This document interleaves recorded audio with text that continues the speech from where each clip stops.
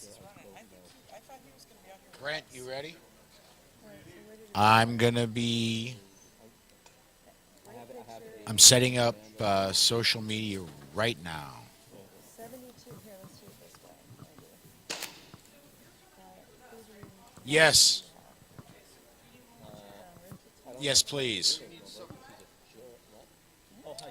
Listen, I've got your number because I Yes. spoke to you on the phone. How soon are you starting? In about 30 seconds. I just want to show you that text string. So it says mass text, right? Computer, right? You see I've got him in there. I see that. The only people I don't have is Craig and that other person, so I don't know who those are. Craig's in this list, right? He's the one that asked the question. Got it. Who else are you missing? What's the comment? Tell us if that's an acceptable Anyone staying in semicircle. town, so that's... We got the same one, but I don't even know. You grab another chair and we'll do 6 of us up there. Are we making the sixth chair? Let's find out. Craig is... Yes, 6 chairs. Brett, can you do a sixth chair? Okay. And then Should we you move the said- chairs over? Craig is the one saying anyone staying in Let's town. see. I just don't So you want must not have Craig. No. Oh, okay. He's the one.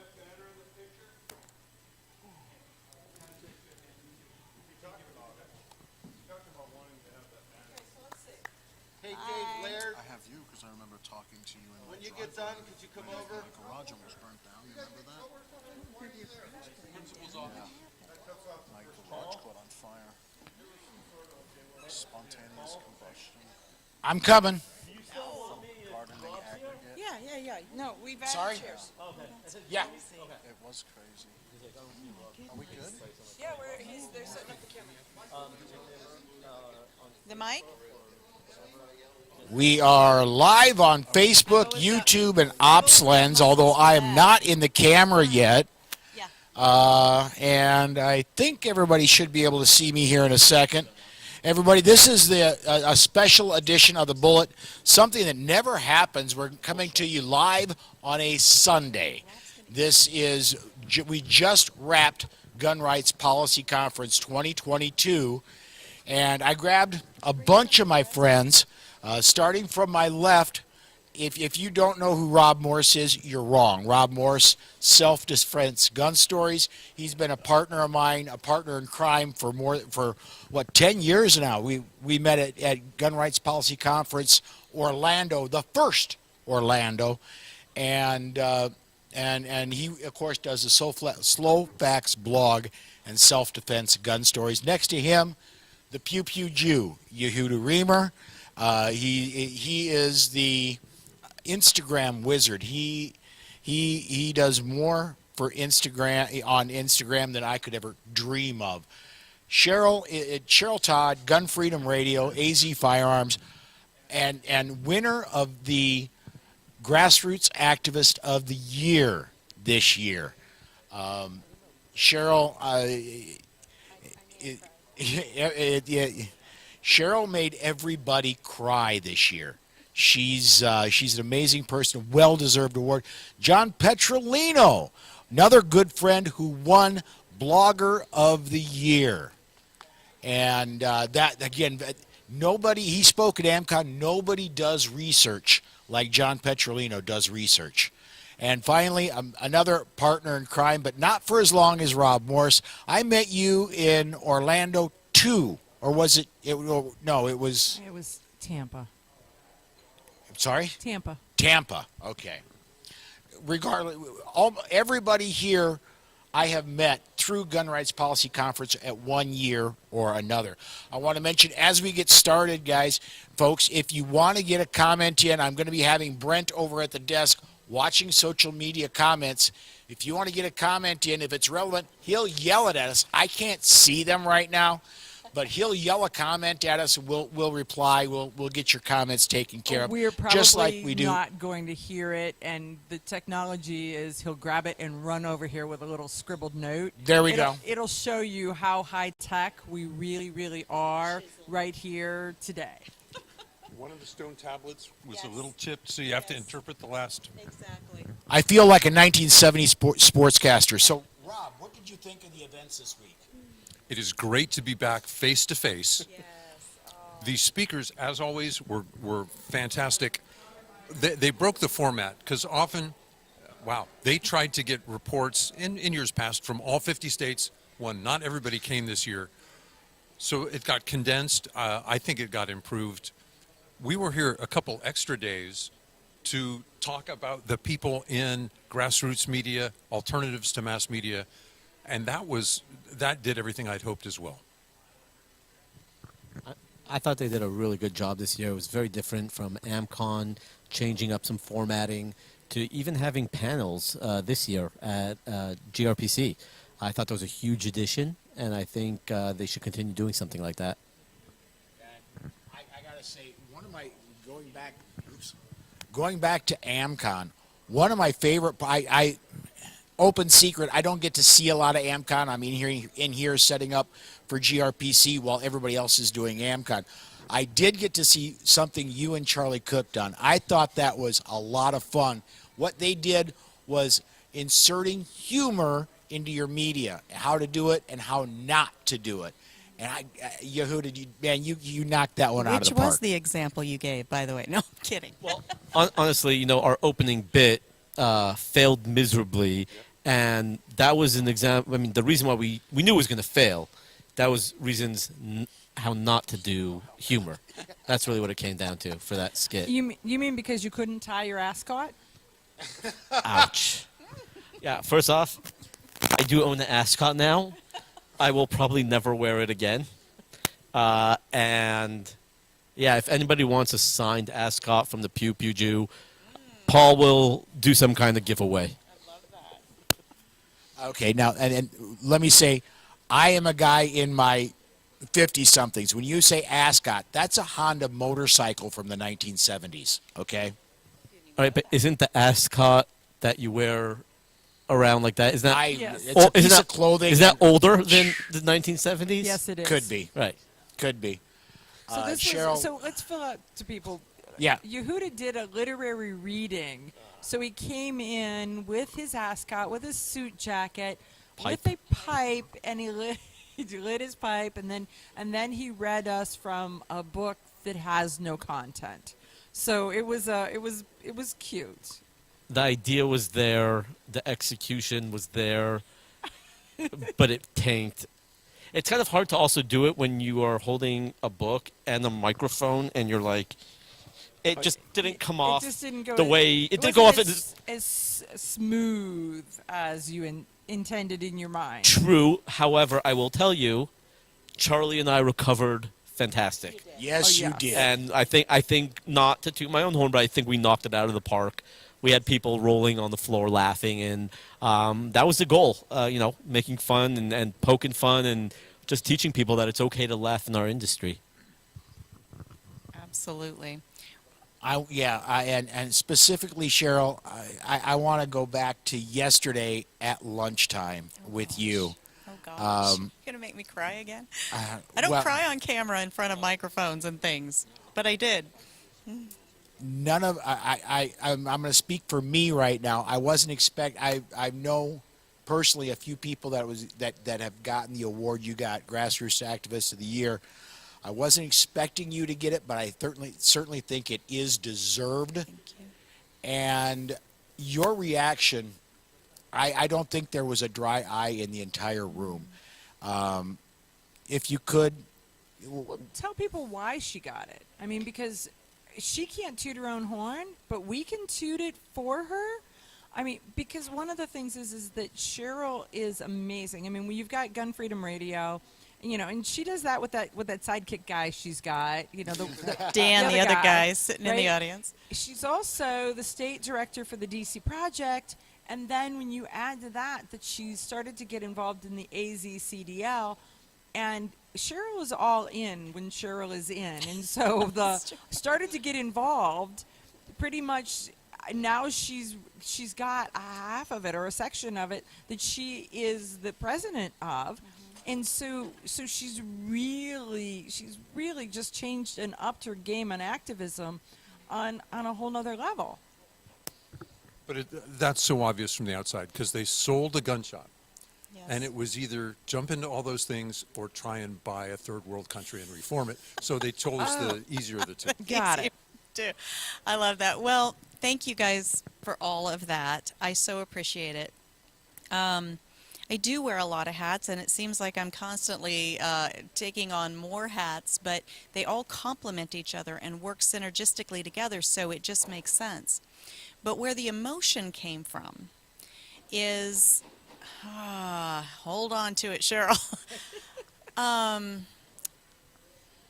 death in the family. Yes, a death in the family. We lost the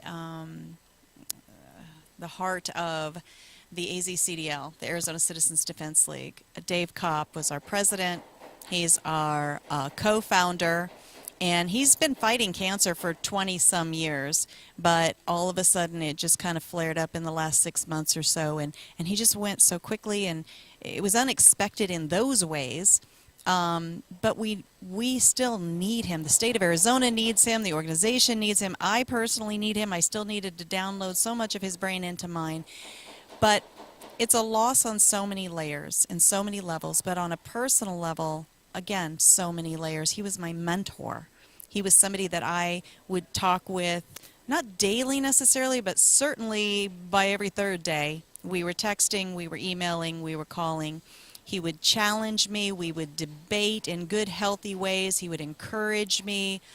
It was just such a wonderful source of wisdom to have that I think is so rare in life.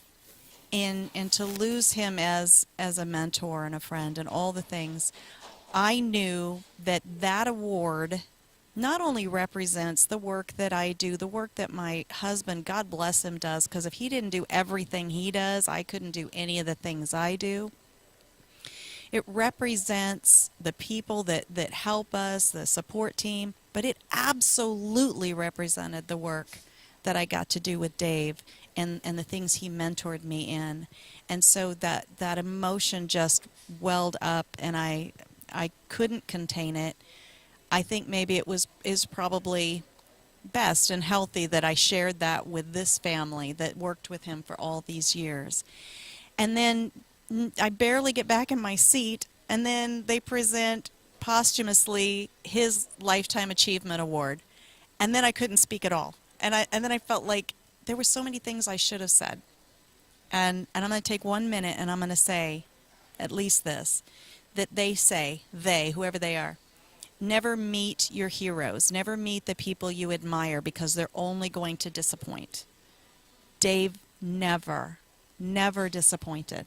He was solid as a rock. He was a go-getter.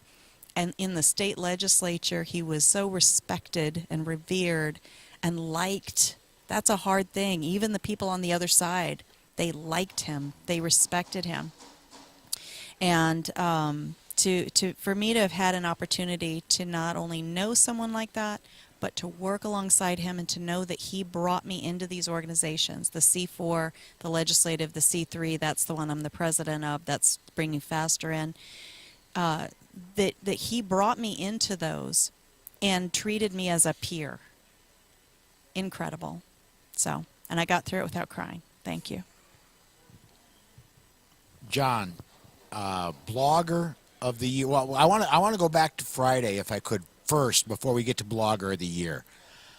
You presented at AmCon and you did it live and in person this year. You'd done it previously remotely, but tell everybody about what it was like to look at people in the Second Amendment media and to teach them some of what you know. Oh, this was a great experience, and being among colleagues and peers was just phenomenal.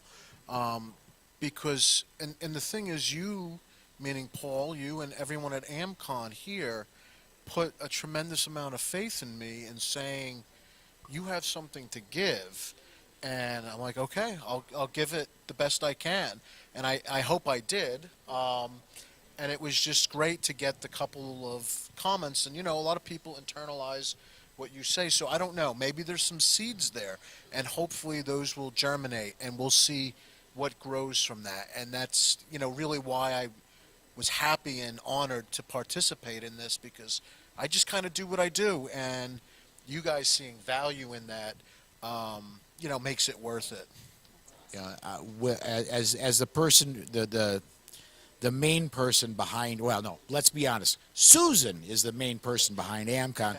As the one who's officially in charge of AmCon, Cheryl and Amanda are there because I want more people in Second Amendment media like Cheryl and Amanda. If you speak at AmCon, it's because I think need to be more people in Second Amendment media like you, and that you're certainly no exception. I think more people need to be doing the kind of research you do.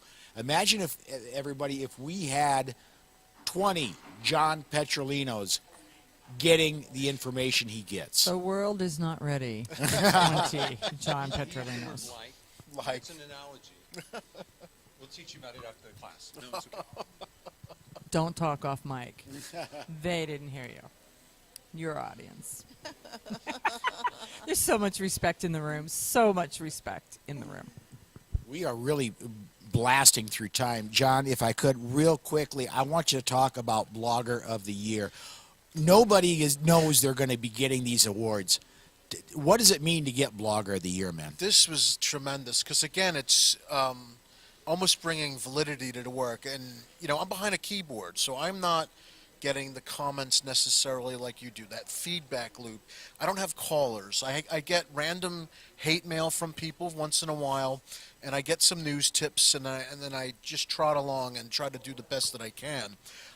So to me, it's an incredible honor that people are looking at the work. At least I'm going to assume that's what's going on, and I'm very grateful to all of you, because everyone here has been part of my journey. I kind of entered into this, we're kind of colleagues, but now we're all friends. And I'm grateful for the guidance that I've gotten from all of you, as well as Cam at Bearing Arms. He's been tremendous. And Freddie at AmmoLand. And these men are teaching me on the job, and it's been phenomenal. And it proves to your family that you weren't really watching cat videos on the laptop all the time.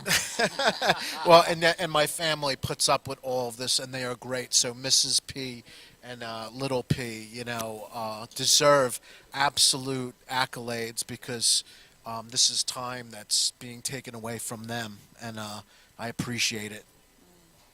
And we appreciate the fact that they share you with us. Yes, absolutely.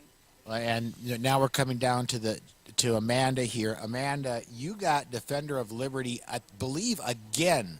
Yeah, this is, no, I don't mean to sound like again, but again. Yes. Yes, congratulations. Deserved. Again, right? It's always so amazing when you're standing up in front of the people that you respect the absolute most. And when they say, we think you've done a really good job this year. I mean, it's just, the feeling is amazing.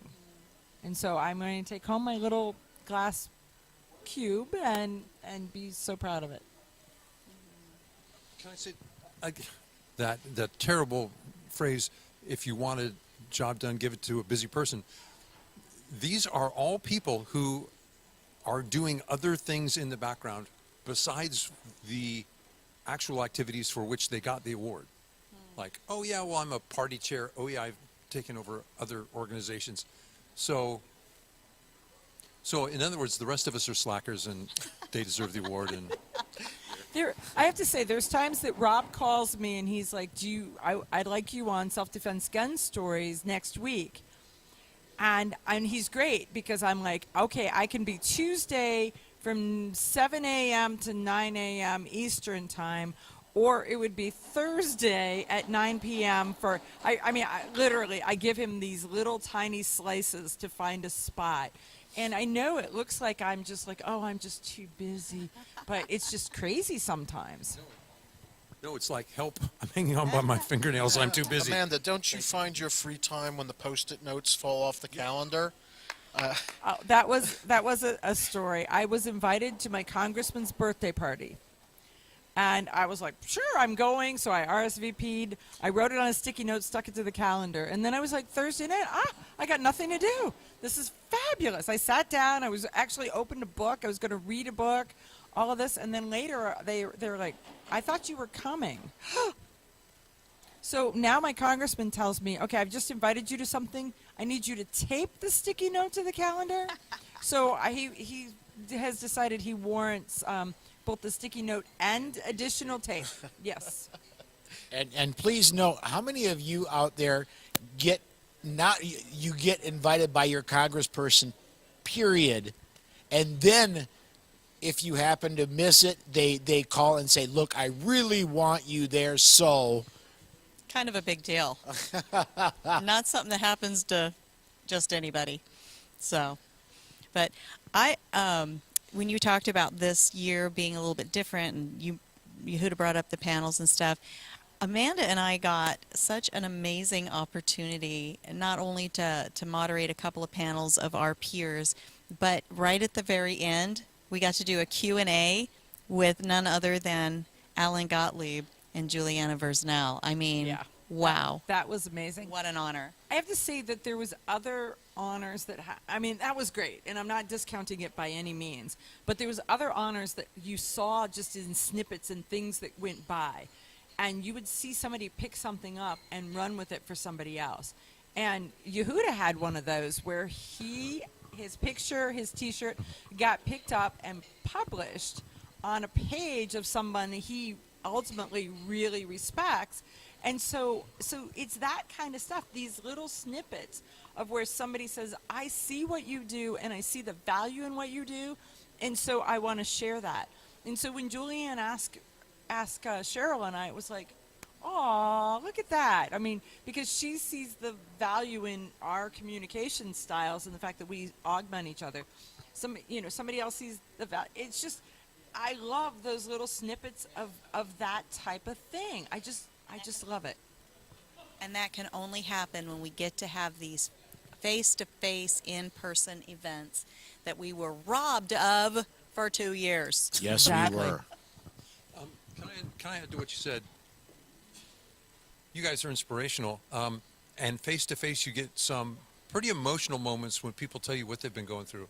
And I'm thinking of what AWR presented at AmCon, and you go, wow, a guy who's had to carry a rock up a mountain for a long time and deserves every darn bit of credit anybody can put together, because that was determination. And he's saying, you don't need to do it like I did. Please, I hope you never have to do it like I did. But take away that even under really bad circumstances, you can make a difference. Well, what And I was by the gonna way, I'm sorry. By the way, I would encourage anybody, if you're watching this, anywhere you're watching this, if it's on OpsLens through any of theirs, or if it's on the Polite Society feeds, either Facebook or YouTube, go back to Friday and look for AmCon 2022. The whole thing is there. AWR Hawkins is the very last speaker. what I was going to say about AWR, and his story was tremendous, but like a true teacher, what he said, and this resonates with me, he said that this isn't the way, but it is a way, and it was his way. And a real professor, a real teacher, a real philosopher will say, there are many ways to get there. And he said, I'm not saying this is the right way or the wrong way, it's just the way that I took. And it was a tremendous battle, and I do encourage people to go and tune into his story because it's huge. Absolutely. We are coming down. We've got, we're already burnt. We haven't got a single. Have we had comments come in from over there? We don't know. They're talking to one another. Yeah, they're all, they're having their own social conversation over there. There's no one driving the bus. There's no one at the wheel. All right, let's. We're going to go just a touch over because I don't think we can get through this in under 3 minutes. I'm going to start, then I'll pass it to Rob, and we'll just go down to the end. I am so very, very grateful that we are back here in person, because there are so few times when I get to see all my friends and interact. And it's not just that. I'm able to set up future programs for both Polite Society and the Bullet, where we're able to arrange stuff. And just to hear, like I do every once in a while, hey, you're doing a great job. I watch you. I listen to you all the time. That means absolutely everything to me. And being amongst like-minded people, that is the best part of GRPC to me. What happens on the stage is great. The networking is even better. Yeah, the audience is a part of this, and you get to meet people, and they're going, maybe I'm called here, maybe I'm called there, and you go, if that interests you, are you talking to them? And they go, them who? So if you've been here more than once, you bring a skill set. I know at least 5 interesting people you should talk to, and all of a sudden you get to watch those relationships bloom. Wow. Yeah, no, I can't agree more. I mean, you guys all know that I'm like a networking fiend. Yeah, you laugh because you know it's true, right? No, I'm a networking fiend, and one of the things that I love most about AmCon and GRPC is the fact that, you do see, like Paul said, you see old friends, you meet new friends, you're introduced to people who, like, oh my God, I'm totally fangirling because there's so-and-so, and you know that one of your friends knows that person. So they're like, hey, come on over, I'll introduce you. And then you build more relationships and you just keep on growing. It's great. Absolutely. And to piggyback on what you just said, and that wasn't a bacon joke, but I want to smell bacon. to piggyback on what Yehuda just said, online, through text, through email, through Facebook, I am a connector. That is one of my favorite things I ever get to do. As soon as I meet somebody new, I already start thinking, as Paul was saying, like, who does this person need to know? But when you're in person, it's so much more amazing because you're meeting this person and you can actually look across a room and say, come with me, and make the introduction right there in person, help them take a selfie, which, as everybody knows, that's sort of my thing, right? And being online all the time, it messes with my selfie game. It's not the same to be on a Zoom and take a selfie, I'm just going to say. But to connect people in real life and then just physically walk away, and whatever they end up doing with that introduction is theirs, and I get to kind of watch it from afar, and it's just amazing to me. This was my first GRPC, so I didn't know what to expect, and I got more than I could have imagined from it, absolutely, and getting to meet with new friends, and that was what's really cool. People that do read the work and say, oh, that's you. I'm like, I guess so. Wait, John, to cut you off on purpose, but no, but it's like what happened to us. Like on Friday, I come in here, I come to the hotel, and John comes to, hey, it's good to finally meet you, and I'm like, we've never met. And I honestly, we have talked so many times and have grown such a friendship online. I totally didn't realize that we never met. I'm looking at John, I'm like, what do you mean we never met? And I'm saying this happened. He's like, no, dude, we never met. And I'm like, I don't believe that. Yep, that's truth. But and it's great. Yeah. It's great to, kiss the babies and shake the hands and all that. He didn't kiss me, but he did shake my hand. So one of the things that happened to me this time that I thought was pretty amazing was Thursday night we started to arrive, and there was a bunch of the AmCon folks who were arriving, and we're all standing. There's a bar/restaurant, open forum kind of thing. And while we were there, I'm talking to someone, and there's a guy behind me. He turns around and he's like, I know that voice. And this was his first AmCon, his first GRPC, his first all of this. And he had come because he wanted to learn how to be a podcaster, and he had been listening to podcasts. And he picked my voice out, and we identified that he had heard me on Rob's show. And so I turned around and I pointed to Rob, and he had to make his way over to Rob. And this guy was in his glory in that he met both of us at the same time. It was great. It really was. It kind of makes the work that we do worthwhile because you know that there's somebody on the other end that's not just receiving it, but they're really, listening enough that you could identify a voice later on in an audience outside of context completely is just says a lot. And then one other thing, in the king of networking, I was in my front yard, and I get a phone call from Yehuda, and he was like, "You know somebody that I need to know." So I've been watching social media. I think that of all my friends, you know this person the most. Will you introduce me? And so I was like, sure. And about that time, I'm talking to him about this. And about that time, I see a groundhog go across the yard. And I look at my husband, and I was like, get the gun. And Yehuda's like, what? I was like, hold steady. I'm going to talk to you until he comes back with the gun. And Yehuda's like, what? I'm like, hold steady. And so I'm like, I'm going to keep the tone. I'm going to stay right here. He'll be right back. You wouldn't want to frighten the groundhog. No, I don't want to frighten it away. Because but so Yehuda just stayed talking to me until it was like, okay, I got to go, dude, because I'm dispatching. I am dispatching the groundhog. But it was just, But the best part is, in our world, that's not totally normal. right. It's like I didn't even. She's like, "Get the gun." I'm like, "Did I just hear you say get the gun?" She's like, "Yeah." I'm like, "All right, Okay. all right." I just You I need thought a gun for something. All right. There you go. Yeah, get the gun. Hand it back to you, Paul. Well, big shock. We're over our 30 minutes that I usually reserve for the bullet. So, everybody, thank you for indulging us. Thanks for watching. And podcast listeners, thanks for listening. No bullet, no polite society. Tomorrow, I'm going to be returning from Dallas to my home. No bullet Tuesday. I'm going to be continuing the journey home. I hope to resume regular broadcasts Wednesday, when Amanda will be joining me for the bullet. That's going to do it for us from Dallas. Thanks, everybody, and we'll catch you next time. I gotta go kill the feed. Get your sticky note, Auntie. Oh, So Paul's going to shut it down. So just to let you know, I'm glad he reminded me. So I've got a 2-day drive to get home from Dallas to that. So I do have to sticky note that, or it's going to be bad. Another level of bad. What's the quote of the weekend? Because Charlie loves you? Is that the quote of the weekend? Because Charlie loves you. That's it. So you'll have to ask. It's a story.